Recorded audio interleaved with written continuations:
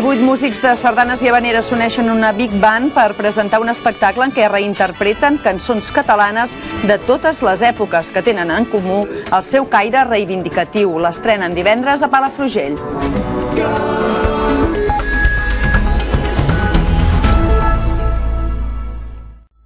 La cobla principal de la Bisbal i el grup d'havaneres Els Cremats s'han unit per tirar endavant un projecte comú en què no sonen ni havaneres ni sardanes. S'han atrevit a versionar temes molt coneguts que van des de la nova cançó fins a d'altres de més actuals. Els en mostrem el resultat per acabar. Fins demà. Bon dia.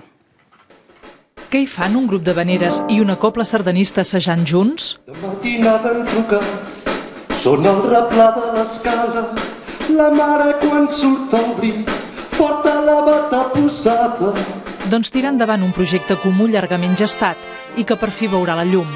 El grup Els Cremats i la cobla La Principal de la Bisbal s'han unit per formar la Banda del País Petit, amb la voluntat de rodar per tot el país amb una proposta innovadora i genuïnament empordanesa.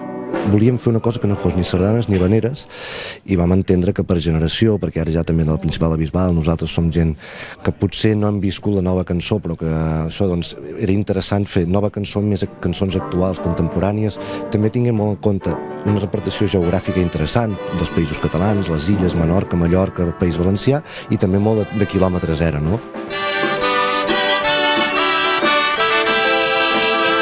Amb 18 músics dalt l'escenari a tall de Big Band, aquest acoplament entre les dues formacions s'ha hagut de treballar tant pel que fa als arranjaments com a la coordinació entre els músics. L'espectacle Què volen aquesta gent inclou temes que ja formen part de l'imaginari col·lectiu, totes versionades i lligades de manera original.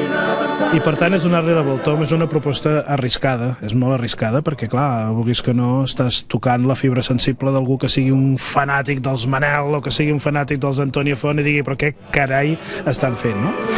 Però en fi, si no ens arrisquem malament en la nostra professió.